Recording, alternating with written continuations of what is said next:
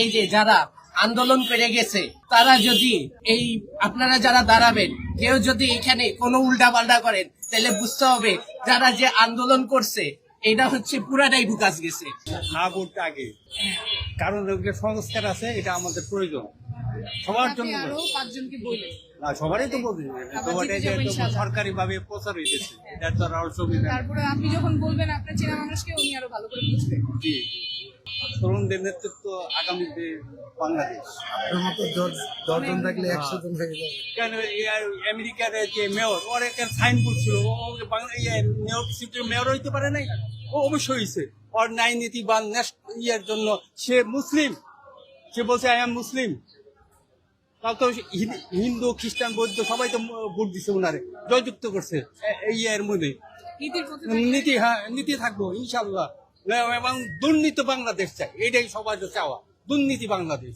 এটার সেই ক্ষেত্রে আমরা এখানকার যে নাগরিক সেবাগুলো পাওয়ার কথা, গ্যাস, তারপরে রাস্তা, জলাবদ্ধতা, বর্জ্য ব্যবস্থাপনা, এগুলো নিয়ে সুনির্দিষ্ট পরিকল্পনা করেছি।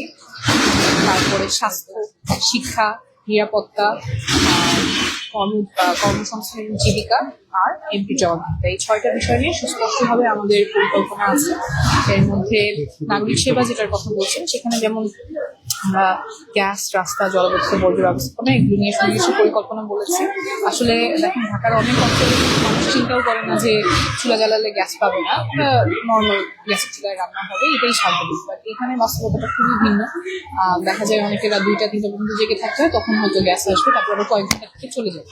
তো এই জন্য আমাদের কিন্তু অনেক অসুবিধা হয়। দেখা যায় কেউ লাকড়ি চুলা ব্যবহার করছেন, কারো সিলিন্ডার ব্যবহার করতে হচ্ছে, সিলিন্ডারের দাম আবার সিলিন্ডার করে বানানো হচ্ছে। এই যে ভোগান্তি, এবং এই ভোগান্তিগুলো কিন্তু উত্তরণের উপায় আমাদের লাগবে। তো সেই কারণে এই স্পেসিফিক প্রবলেমের জন্য আমার যে পরিকল্পনা, সেটা হচ্ছে সংসদে গিয়ে আমার প্রথম কাজ একটা খসড়া আইন প্রস্তাব করা, যেখানে পিতা যদি গ্যাস নিতে পারে তাহলে তারা গ্যাস দিতে না পারে তাহলে তারা বিল নেবে না। তারপরে যদি সরকার ব্যর্থ হয় পাইপলাইনে গ্যাস সরবরাহ করতে, তখন তাদেরকে ন্যায্য মূল্যে অবশ্যই সিলিন্ডারের গ্যাসের বিকল্প ব্যবস্থা করতে হবে। সেখানে যদি সিন্ডিকেট হয় তাহলে প্রশাসনের সাথে সমন্বয় করে সেখানে কঠোর পদক্ষেপ নেওয়ার প্রয়োজন। রাস্তাঘাট, জলাবদ্ধতা, এইসব ক্ষেত্রেও। তারপরে এখানে মশার উপদ্রব, প্রচন্ড মশার উপদ্রব, এবং ডেঙ্গু সিজনে দেখা যায় যে অনেক মানুষ ডেঙ্গু চিকুনগুনিয়াতে আক্রান্ত হচ্ছে, কিন্তু আবার হাসপাতাল এখানে খুব ঘনবসতি এলাকা, আপনারা দেখেছেন ঘনবসতি এলাকা, লাখ লাখ মানুষের বসবাস, শুধুমাত্র একটা হাসপাতাল, মুগদা মেডিকেল কলেজ হাসপাতাল, টারশিয়ারি হাসপাতাল, সেখানে অনেক অব্যবস্থাপনা আছে। একটু আগে একজন বলছিলেন যে মুগদা মেডিকেলটা যদি ঠিক হয় তাহলে এই এলাকার মানুষের অনেকগুলো ভোগান্তি কমে যাবে। তো এই হাসপাতালটাও যাতে আদর্শ একটা হাসপাতাল হয় সেজন্য পরিকল্পনা আছে। শিক্ষা নিয়ে পরিকল্পনা আছে সুনির্দিষ্ট, যাতে করে আমাদের ছেলেমেয়েরা খুব যুগের সাথে তাল মিলিয়ে চলতে পারে, আধুনিক শিক্ষায় শিক্ষিত হয়, সেজন্য পরিকল্পনা আছে। আমাদের প্রত্যেকটা স্কুলে যাতে করে ওরা শুধুমাত্র বইয়ের পড়া না, সহশিক্ষা কার্যক্রম, সেখানে সেটা নিয়ে শিখতে পারে, মানসিক স্বাস্থ্য নিয়ে শিখতে পারে, AI, language lab, science lab, এটা আমার বড় প্রতিটি আমি ব্যবস্থা করার প্রতিশ্রুতি দিয়েছি।